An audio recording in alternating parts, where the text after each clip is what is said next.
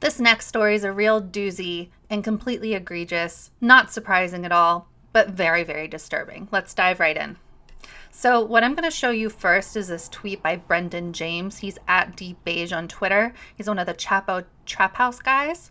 So he tweeted yesterday, the Dem Super PAC Women's Vote is preparing an anti-Bernie TV campaign next week, calling Bernie and Trump the same person. So let's take a look at this image that he tweeted. The ad fools the viewer at the top into believing that we are talking about Trump.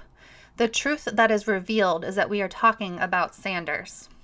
So this is an ad proposal, essentially, that women's vote was basically, as far as we can tell based on logic, was planning to run.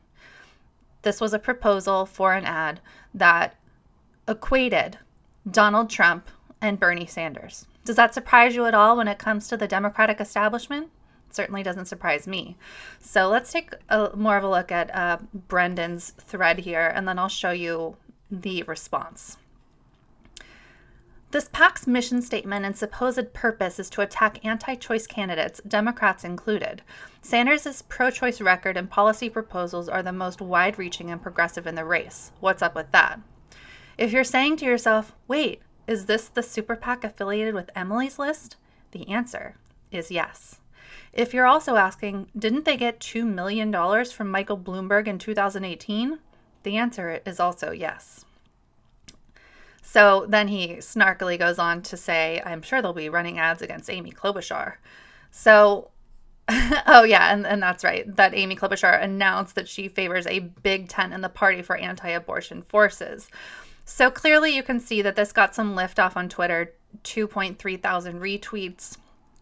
And the Chapo tent is huge. So this was really getting some commotion going on Twitter because it's completely absurd. So Emily's List, as we saw from what Brendan said, this super PAC women vote is associated with them. So Emily's List issued a response. And their response, so they tweeted out their response. Their response was this. Statement from Women Vote. Earlier tonight, a script with our name on it was posted online. This script was drafted by a vendor, presumably leaked by a vendor, has not been approved and has not been tested. That being said, every sophisticated political organization tests negative messages, whether you agree with them or not, because our job is to know what impact they will have on the race, wherever they come from.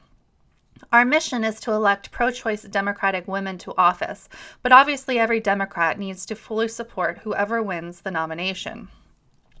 So this statement really is so transparent. It's wild. They're upset that this was leaked. They aren't upset about the ad, and you can tell that they aren't actually upset about the ad or they didn't distance themselves from this ad. What they kind of threw whoever this vendor is under the bus by saying, presumably leaked by a vendor. They said it hasn't been approved, but then they qualified it by saying, that being said, every sophisticated political organization tests negative messages, whether you agree with them or not. How condescending, first of all. How just completely corporate Democrat is this whole language, this whole statement by them. Let's take a look at it again, just so you can see just how crazy this is, this response.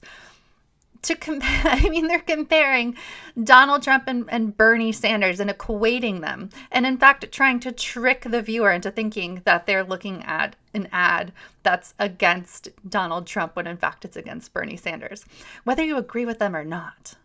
Because our job is to know what impact they will have on the race, wherever they come from. Oh my gosh.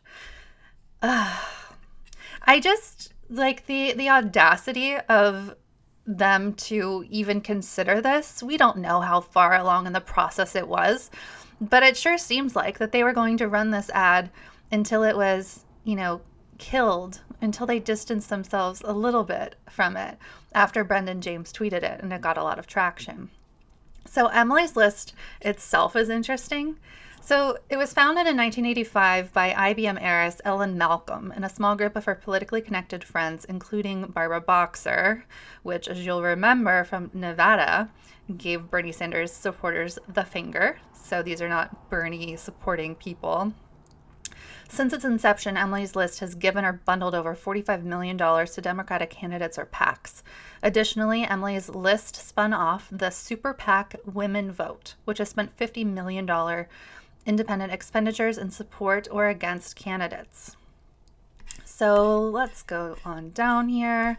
Women Vote. Emily's List. So this Women Vote, to be clear, is the group that was actually using whatever vendor this was for this ad. And they had this pitch, because that's what happens. They get ads pitched to them and they either go with them or not. So yeah, someone did leak this information, this potential ad, but again, it sure seems like they were going to run with it until they got called out. So Emily's List oversees a separate super PAC independent expenditure program called Women Vote that communicates directly with voters. According to a March 2008 fundraising letter, Emily's List aimed to raise $15 million for Women Vote during that cycle. Women Vote program uses polling data and surveys conducted specifically for Emily's List to target and mobilize Democratic women at the mass level. According to Emily's List researcher Karen O'Connor, Ellen Malcolm knew that turning out women would support Emily's List candidates where they were running, and when they go to the polls, they would likely support other Democrats on the ticket. According to the Center for Responsive Politics, Women Vote has spent over $50 million on independent expenditures since 2008. So this source is Influence Watch, which has a lot of great information. And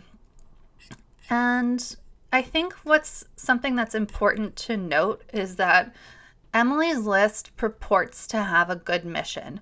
Women Vote purports to have a good mission, and that's to help women get elected and to support women's issues such as being pro-choice, getting people in office who are pro-choice, and just supporting women's issues in general. So that's a good mission, right? The problem comes when you see that they are doing things or planning to do things or even considering to do things like the ad that you saw earlier. Let's go back and take a look at that. The ad fools the viewer at the top into believing that we are talking about Trump. The truth that is revealed is that we are talking about Sanders. So these people are clearly not acting in good faith. You can't in good faith compare Bernie Sanders and Donald Trump. The only real comparison or similarity that can be made is that they appeal in different ways.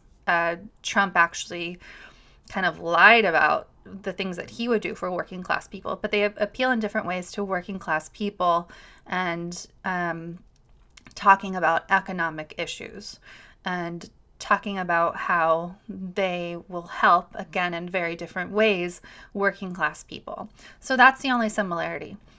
Trump is a fascist. Trump is a racist. Trump is a sexist. Trump is a sex offender.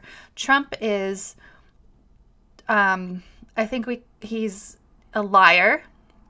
He would love to be king. He's hinted and made jokes, if you want to call them that, about continuing on to act as president, even, beyond just 2 terms.